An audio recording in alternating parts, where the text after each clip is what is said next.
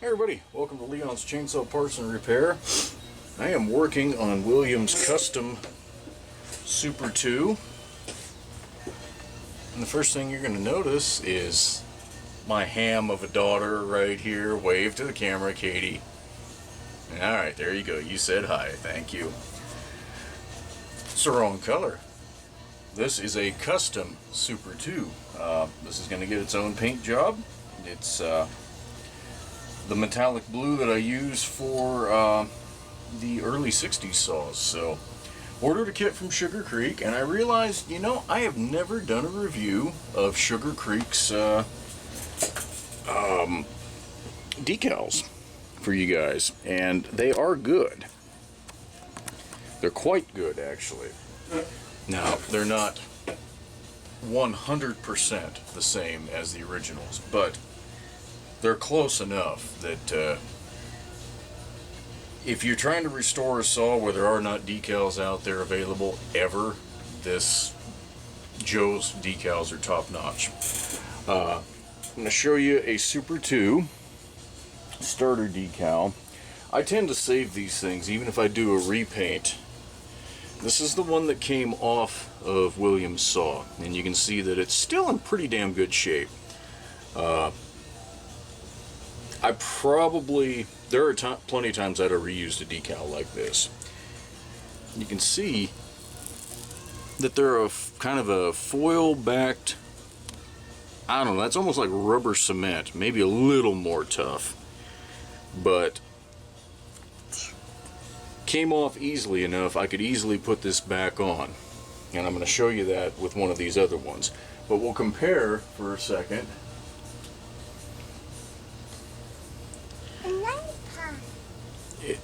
You'll notice that the print on this one is silver, and here it's white, and the black isn't 100%, you know. You can get a little speckle in there, you can see that. But these are good decals. I am not being critical here. I just want folks to know exactly what you're getting when you order one of these.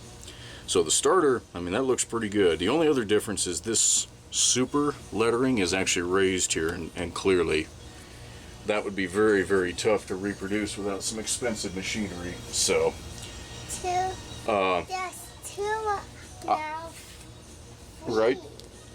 right, there's 3 stickers, you're right.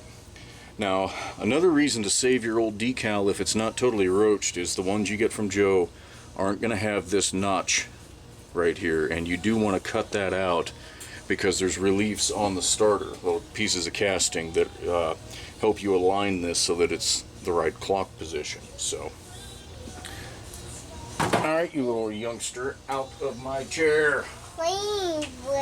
Yeah. Dry blue. Okay, yeah, you just don't, blue. it's clean and dry, but don't touch it. Now, I didn't save the old engine sticker. There was no reason to save that. It was in bad enough shape. So those get... That's interesting.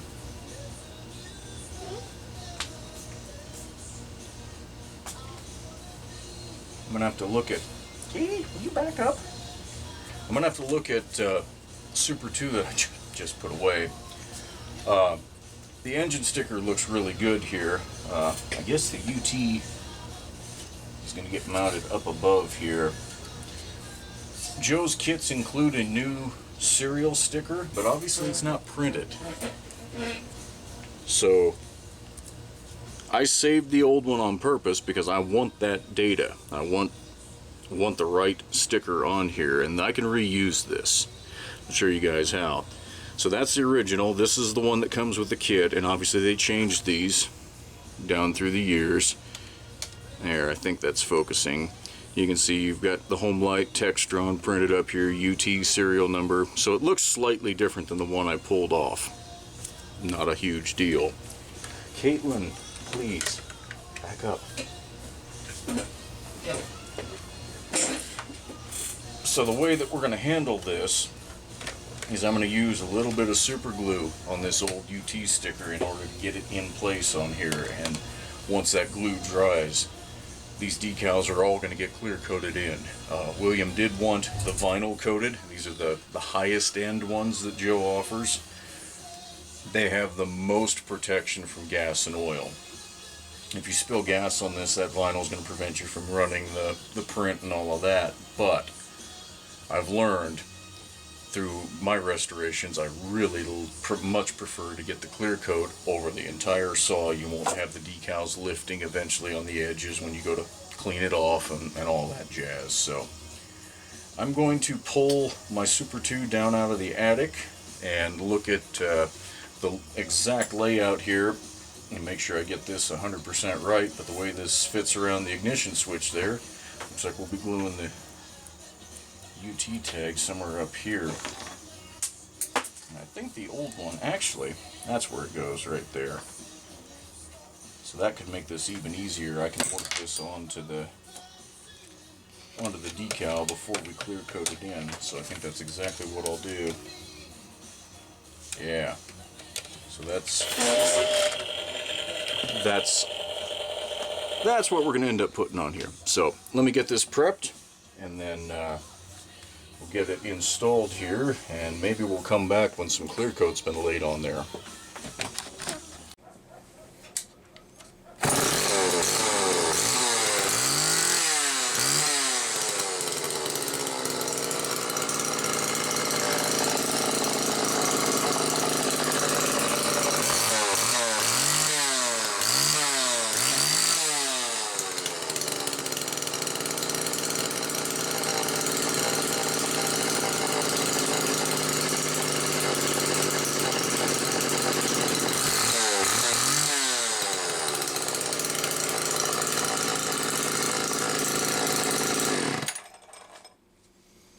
Okay, so obviously these clips that are stitched together are several weeks worth of progress, but here's the final result. This is that Super 2 that is now painted in early Homelite metallic blue scheme. Obviously this isn't original, but this is what was wanted.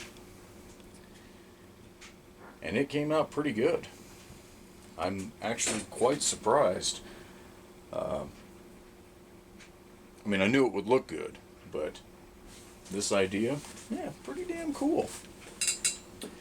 Anyway, this is, if I'm remembering correctly, earlier in the sequence, I think this one had a jacked up